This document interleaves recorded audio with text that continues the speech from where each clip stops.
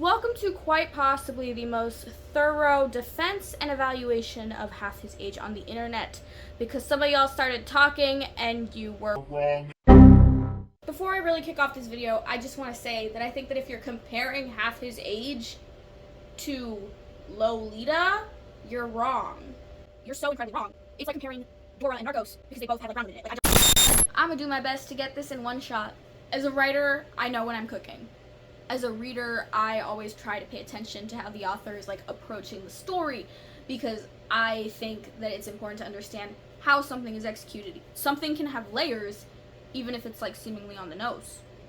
And I felt compelled to make this video because I take issue with she did this review of Half His Age, and you know, it was long, it was thorough, but she said something along the lines of, McCurdy has the ability to write a good book, but this just isn't it. I took offense to that. I think that part of what is informing the reception to Half His Age is that people are reading it and not fully examining what the book is doing. We want to make a snap judgment and say it's good or it's bad, but like, bro, maybe we should just sit with the book and like see how it's put together and what it explores and what it's saying in general. This is not a one and done book. This is a nuanced exploration of some really interesting, really tough, really scary talking points. My personal belief is that I think Jennette McCurdy has a very strong grasp of how to write thematically like consistent and compelling narratives. I love the way that she writes Waldo. I feel seen in Waldo. Like, I'm nothing like Waldo, but like, women don't get representation in Waldo's zone, and like, we need more of it. We need crazy unhinged women. And we can have a fight about if it's okay to depict what's in the book. But like, ultimately, if you try to police what people write about you, you end up avoiding really important talking points that deserve to be examined. Because if you don't examine them in fiction, you're not gonna have the conversations in real life. Or you are, and they're gonna be weird because you haven't had the chance to think about it in a safe way. Something that I really like about this book is how very early on Waldo tells us about how her mom told her she's hard to love and then proceeded to deny it. This follows her the whole narrative, okay? As someone who loves to annotate, okay? Loves to annotate. This book is haunted by that, okay? Waldo has this fond response over and over and over throughout the narrative. Even if it's like, if there's the hint of friction, she would immediately choose the path of least resistance. It doesn't matter what that looked like in the moment. It's just this deeply ingrained aversion to friction, that like once you start paying attention to, pops up literally everywhere in the book. Literally everywhere in the book. Except with Gwen, which is so interesting. So Waldo goes to dinner with her teacher's wife, and throughout the book, she consistently tries to make herself like really digestible. Like, she wants to be appealing, she doesn't want to rock the boat, but with Gwen, who she envies and kind of resents for being this woman who seems to have it all like put together, suddenly she's purposely creating friction in the conversation. And I ate that up. McCurdy has this like deeply intuitive and intentional understanding of who Waldo is. And like, even though Waldo is very direct, like that characterization, it's so perfect. It's just built in. Also said that like she felt like McCurdy wasn't confident because Waldo's dialogue was like in your face. Like, she didn't trust us to put the pieces together. And to that I say Waldo is a teenager. Okay? Waldo is a teenager. I think it's very on brand for a teenager to have a self-centered, obvious internal dialogue. Okay? We all think we're the center of the world. I think about who I was as a teen and I cringe. Okay? I don't think this book is somehow bad because it's in your face, obvious, or direct. I think that if I can find all this meaning in an obvious book that hasn't been spotlighted, the issue is not that the book is bad or that it's simple, it's that you, as the reader, did not give it the time it needed. I want to circle back to Gwen for a moment. I think it's important to pay attention to what Waldo picks up on as a character, like what she notices as our narrator. So when we're introduced to Gwen, Waldo spotlights that Gwen isn't like pretty, but she's like waif-like and linen-clad, which is basically the same thing. She mentions that Gwen has no makeup or wears very little, And this is in stark contrast to Waldo, who dedicates like just excessive amounts of time to curating the way that she presents herself to the world and appealing to men. I think that this is a really interesting thing to examine in the context of this book. And I also want to bring up all of the instances where Waldo references a sort of inherited element, like genes, okay? So 24, 35, and 48, those pages, Waldo evokes this idea of DNA genes or inherited things that she cannot shake. I look at Gwen and what Waldo pays attention to and how Waldo thinks about herself, and I find myself looking at a very interesting talking point, so to speak. I think that McCurdy is exploring wealth, class, and heritage. Gwen doesn't feel the pressure to do as much as Waldo, and part of that may just be that she's like in a totally different life phase, right? But I look at it and I think that it isn't a stretch to say that there's this idea that like people in poverty have to compensate for being poor by spending more time hiding the fact that they are poor. Meanwhile, wealthy people assert their wealth and their worth by being like minimalist or like clean girls. Think words like chic, understated, health conscious. I also think that there's this kind of like fleeting implication in the whole book that like Waldo is lesser because of her genes, like as previously mentioned.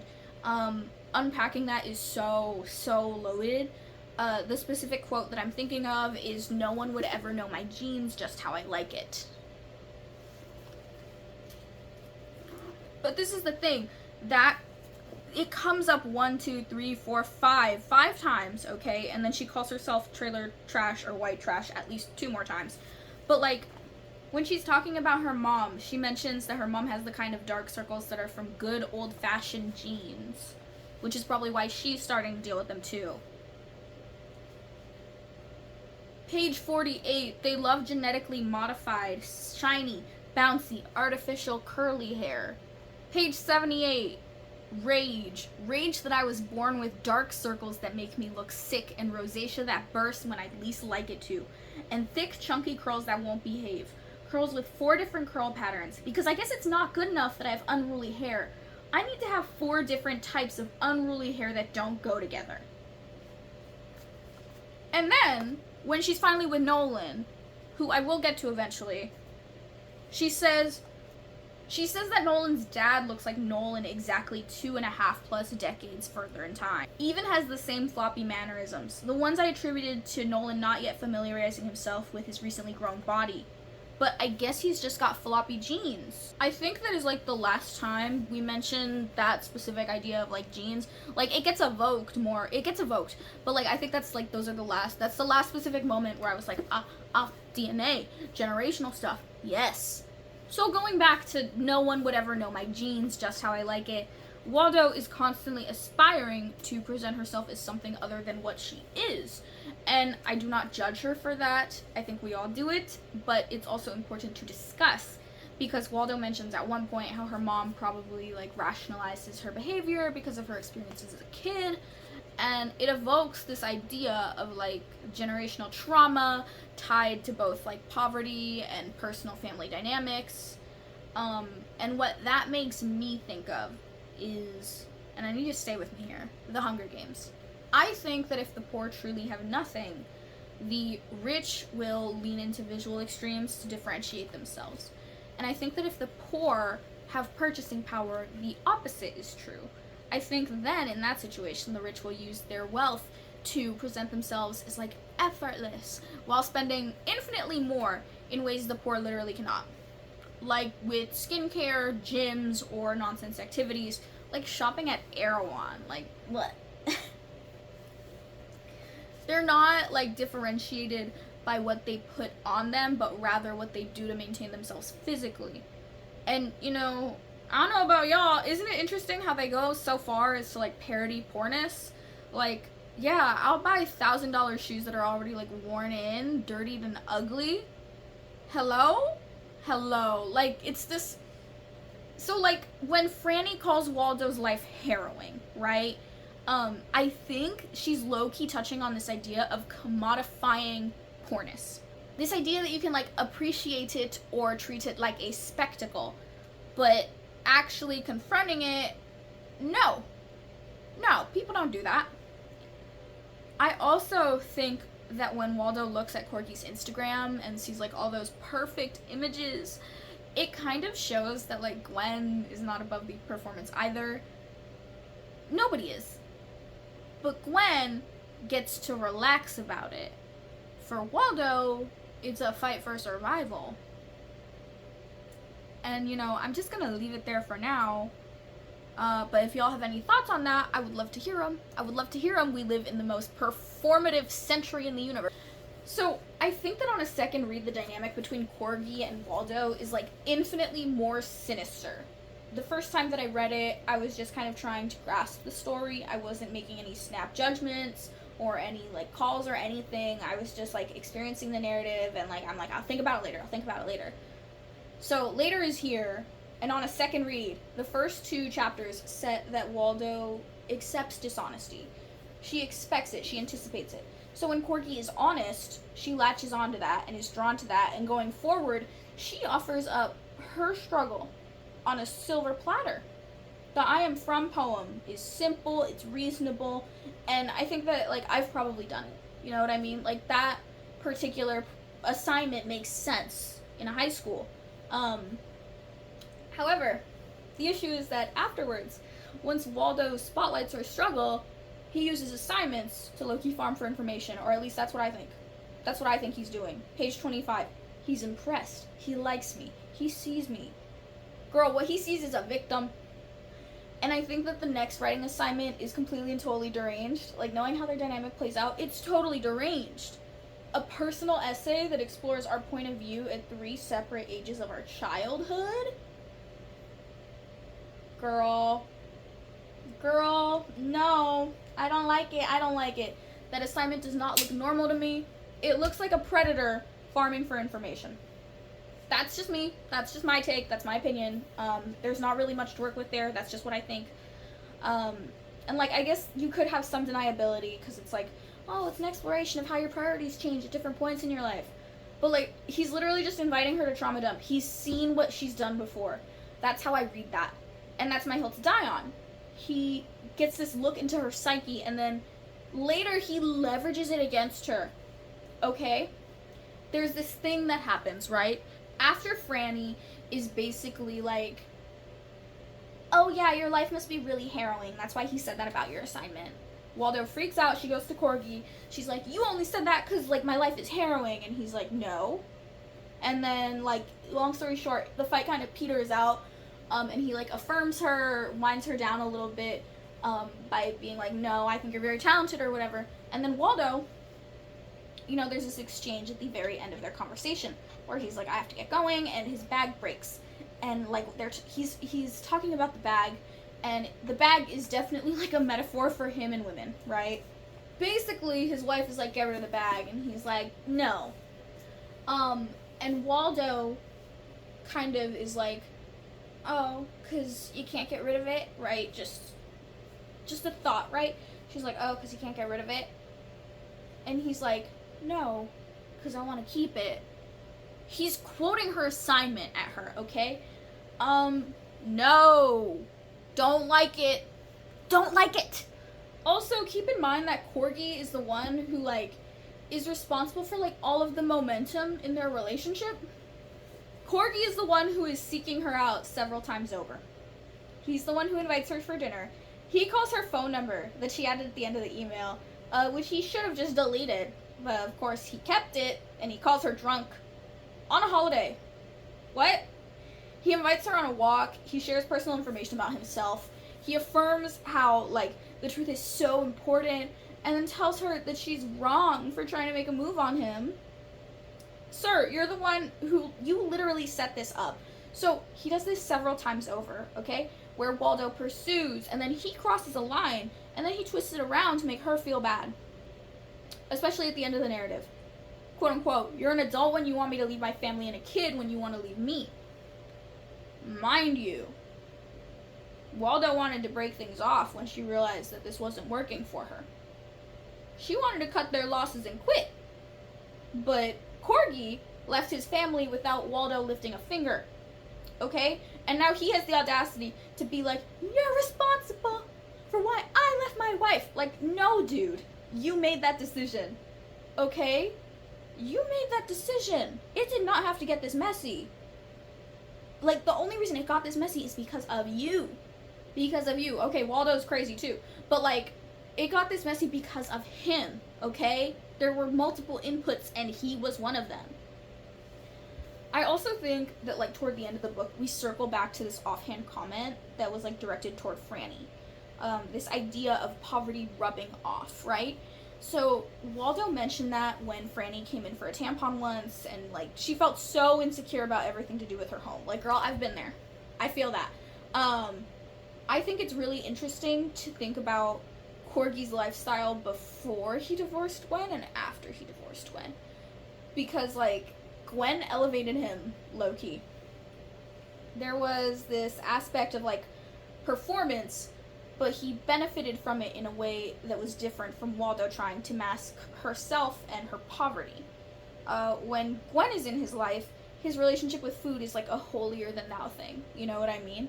He buys Waldo groceries that are healthy, but like as someone who loves, like, overpriced groceries, like, some of y'all are eating performative stuff. Okay, some of this stuff is performative and not really filling. And then once Gwen is out of the picture, he begins to get takeout and fast casual, and Waldo even becomes low-key his DoorDasher. She's bringing him food from the mall, okay? So, he gets into cooking too, but, like, by the end of the narrative, there's, like, infinitely more, like, instant gratification that's just written into him. You know what I mean? He just starts to look more and more like Waldo, which is really interesting. Because, hello? Hello, what did she say to Franny? This idea of poverty rubbing off? Hello? Hello? With that in mind, okay, this idea of poverty rubbing off. Nolan, oh my god, Nolan, you deserved so much better, honey. You literally, oh my god, Nolan, you were a sweetheart, okay? Oh my god, like, Nolan, oh my god. I think about this little guy, and I'm just like, dude, the one that got away for her, for real. Because, like, listen, oh my god, like, he is literally, like, the most, like, he is so healthy, well-rounded, he has self-worth, and Waldo was just kind of, like, so passive in the dynamic, right? Because that's the only thing she knows how to do, okay?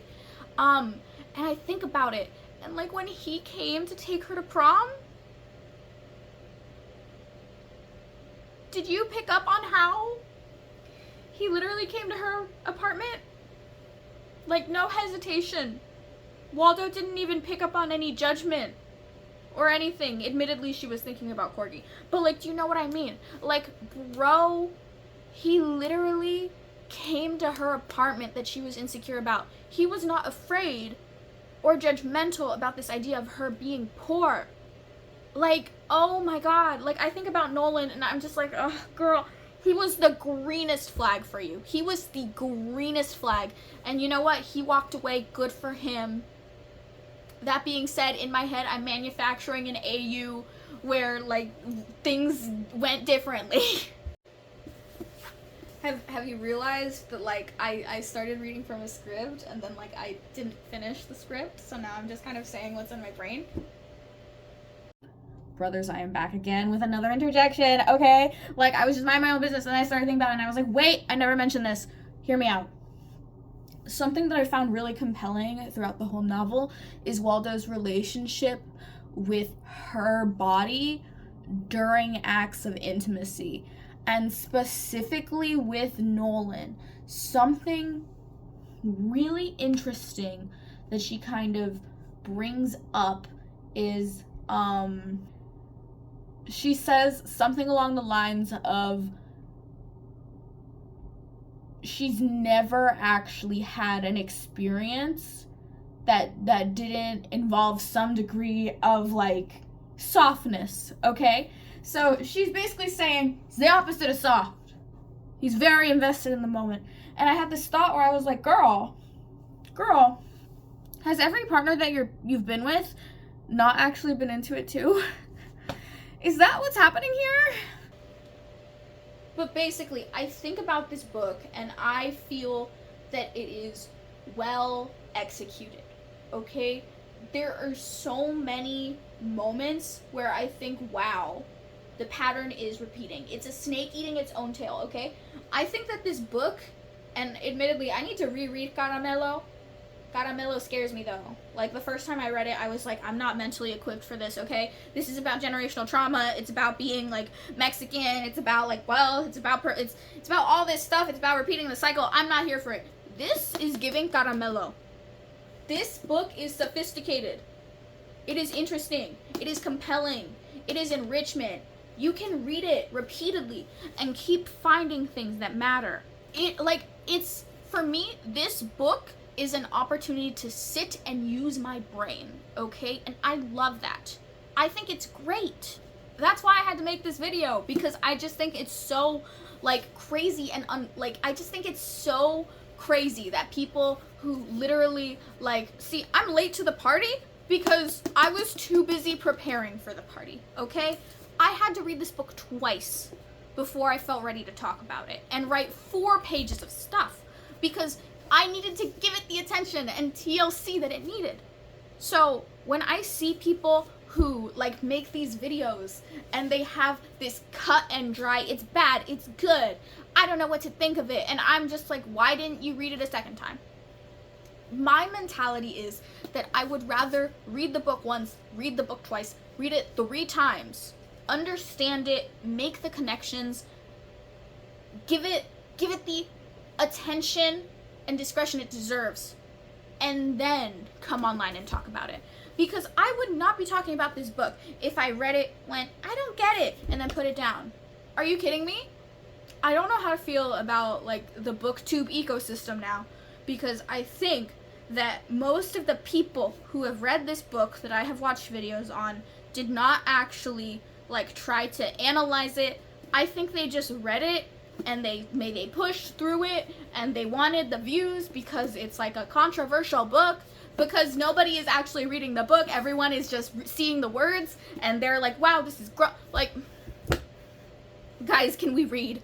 Can we please read? Can we look at the words and think and look at the way the story is structured and think? And can we please give it like a week, maybe a month to put a video together when it's subject matter like this? So I had another thought while I was just kind of wrapping up this video, and I want to present a very important reason for why it's important for books like this to exist. When I took my course on the welfare queen in college, right? It talked a lot about like the experiences of women just in general, okay? And one of the things that my teacher told me that I was like, whoa, that's crazy. She informed me that in her native language, there is no word for rape. Okay? So, when I read narratives that handle subject matter like this, what I think about is how there is an entire language where women do not have the words for what they experience. And the reason why I think it is so important to tell stories like this, to examine stories like this, is because we need to equip each other with the language necessary to make sure that there is absolute bare minimum suffering when it comes to navigating situations that like are terrible or subject matter that is terrible. Because sometimes you're just going to be hit with a terrible experience. Sometimes you're going to have to confront something disgusting, scary, nasty, and you should not be without the language to explain what's happening. You should not be completely and totally vulnerable to the situation with no agency. And that is what I think this book does. This book is providing a very necessary voice to anyone who has struggled with any of this nonsense. Okay? Anyway, that's it. That's just my quick little interjection. I'm just feeling really heated because this goes back to the idea, like, people were using, like, the term, like, the book Lolita as shorthand for this, and I think that is so unfair. I think that is so unfair. I think it is so wrong to do that, because Lolita is a tragedy. This is a victory. She walks away at the end. Lolita dies in childbirth. Okay? After being abused from a young age by her stepfather. Okay? If you don't know the plot of Lolita, guy marries woman. Woman has daughter. Woman finds out he's a creep. She runs away. And she's telling herself, oh, you're out of my life, you're out of my life. Dies. Daughter is now his. He abuses daughter, prevents her from having community. The moment she has community, he proceeds to rip her away from it. And then, one day, they have to go to the hospital. And he has to leave to sleep, and he comes back. She's gone. She ran away with someone. She's been rescued. No. Jump cut to the end of the book. The person who rescued her was also abusive and horrible, and she never had the opportunity to live a normal life, and she was a pregnant teenager, probably not of her own volition, who dies in childbirth. This book is about a young teenager who has a relationship with her teacher, right? Okay? But at the end of the book, she gets to walk away and live her own life. Comparing it to Lolita, who doesn't even get referred to by her real name for most of the book, okay? She doesn't. Her real name is Dolores.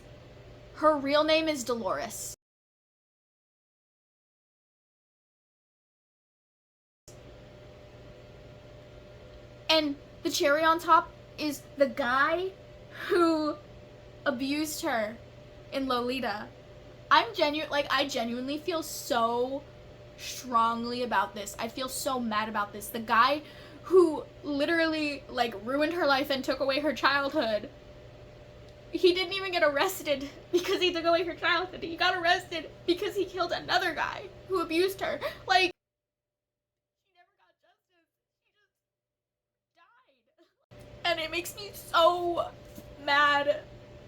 Like, these books, they exist for a reason, to highlight different things, you know? And I think it's important to give them, like, the time and the attention that they need. And I think that it's really, really wrong to compare this book to Lolita, because Lolita did not get away. Lolita did not escape. The narrative doesn't even revolve around her. Her name is not even Lolita, and she never got justice. And, you know, I would say that, like, Waldo doesn't get justice, but Waldo gets to walk away. And that matters. That matters so much. Waldo gets to go on her trip to Seward. She gets to start over. She gets to figure things out. She works through her issues with consumerism to a degree. She figures out how to have, like, restraint and to focus on her. And, dude, she makes it to 18. Waldo makes it to 18. Lolita didn't even make it to 18. She didn't even make it. She died in childbirth as a kid. Like, I genuinely just get... I feel very passionately, for lack of a better word. So, yeah, I'm all riled up. I'm just gonna stop here. Anyway, to round out this video, I am going to tell you about... Ooh, and this might be a little bit of a... Okay. So, it's really weird when things get leaked. And I did buy this book, but I did read a version of the book that was never meant to be distributed. I'm gonna just round out this video talking about, like, the variant of the book that I read, which is a little bit iffy. But, like, I just want to share it because I personally think that's the ending that, like, really, like, hammered in why I liked this book, and why I feel so strongly about the story it's telling. So, very early on in the book, Waldo's mom says something along the lines of how basically to never trust a man, especially if they have blue eyes. It doesn't matter how blue their eyes are, don't trust them. Something like that. Corky has blue eyes, okay? Also, some of y'all don't really read in a meaningful way, because I've heard several different video essayists be like, we don't even get Corky's name, and I think that matters. And I'm just sitting here like, we do get his name. We do get his name. It's Theodore. It's on the chaperone list. Y'all didn't read. Y'all don't do it the way I do, and you know what? That's fine. But like, also, like, I think some of you like made videos and you didn't even read it. Like, so Corky has blue eyes. Her mom gives her this warning about blue eyes, and throughout the whole book, she struggles with food. And like, before Corky, her relationship with food was very like instant gratification, and then with Corky, it started being a little bit more like, oh, fancy, right? And then you make it to the end of the narrative of the book that I read, right? The variant that does not exist, that is not canonical, that I really wish had been distributed and love with all my heart, was basically, the whole ending was basically the same, right? It was just longer. And it had this sequence where Waldo was at the gas station, and she was just like refilling her tank or getting snacks or something on her way down to Seward. And she's in the gas station, and the cashier is super attractive. She's like picking out fruit and candy, and like the specific line is, I get this like artificial candy, and then I get like a protein box, and then I get some Sour Patch Kids, because, you know, she likes Sour Patch Kids. They actually come up several times over in the book, and I really wish, I wish this ending had made it. So, she basically gets this little trifecta of food. Something that is like healthy, something that's indulgent, and something that's like just a little bit comforting that she's always enjoyed.